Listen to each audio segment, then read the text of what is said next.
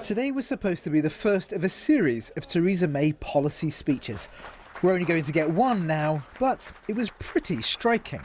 A proper industrial strategy wouldn't automatically stop the sale of British firms to foreign ones, but it should be capable of stepping in to defend a sector that is as important as pharmaceuticals to Britain. The FTSE, for example, is trading at about the same level as it was 18 years ago, and it's nearly 10% below its high peak. Yet in the same period, executive pay has more than trebled. So if I'm Prime Minister, we're going to change that system. And we're going to have not just consumers represented on company boards, but employees as well. Now, some commentators were quite surprised by that speech, seeing it as un-Tory somehow. But what's really happened is that Theresa May has been Home Secretary for so long that people have forgotten what she used to be like. She was one of the original arch modernisers. She supported Michael Portillo for leader back in 2001. And in 2002, she gave a speech that's gone down in Conservative Party folklore. Our base is too narrow, and so occasionally are our sympathies.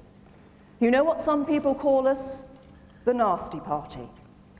I know that's unfair, you know that's unfair, but it's the people out there we need to convince. What will Prime Minister May do then? Was that speech just positioning? Theresa doesn't do verbiage, doesn't do speeches for the sake of making speeches. She actually, one of her virtues is that when she says something today, she means it tomorrow. And so if she's talking about corporate reform in a leadership campaign that's now ended, she will want to do that in government. As Home Secretary, she imposed elected commissioners on the police, shook up Stop and Search and demanded changes from the Police Federation, which acts as a union for the police. The Federation was created by an Act of Parliament, and it can be reformed by an Act of Parliament. If you do not change of your own accord, we will impose change on you. Some have read her fight with the police as a sign of liberalism. So is that right?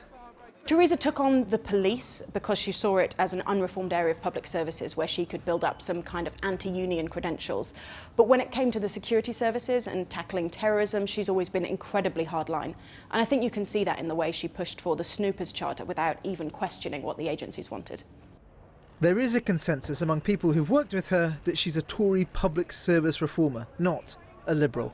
There's a lot going on in the big public services, whether that's schools or health or work and pensions. So we'll probably see continuity there. What I think we'll probably see is there'll be other areas of policy that she might want to focus on, feeling that there's a lot going on in those areas. I mean, we know that Michael Gove's been doing a lot of interesting work at justice, so that would be one area I would hope that she would do. And the other one... Prison reform. Prison reform, precisely. A mark against Theresa May for many people is that she continually missed the 100,000 person a year net immigration target. But she annoyed swathes of government as she attempted to reach it.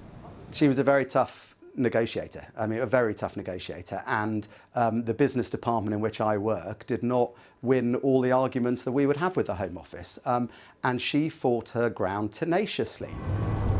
This is part of why some ministers say she is chilly. That, and lots of journalists dislike her absence from the usual Westminster old boys clubs. But Theresa May develops allies when she needs them. For example, she has a good rapport with Bernard Cazeneuve, the French Interior Minister.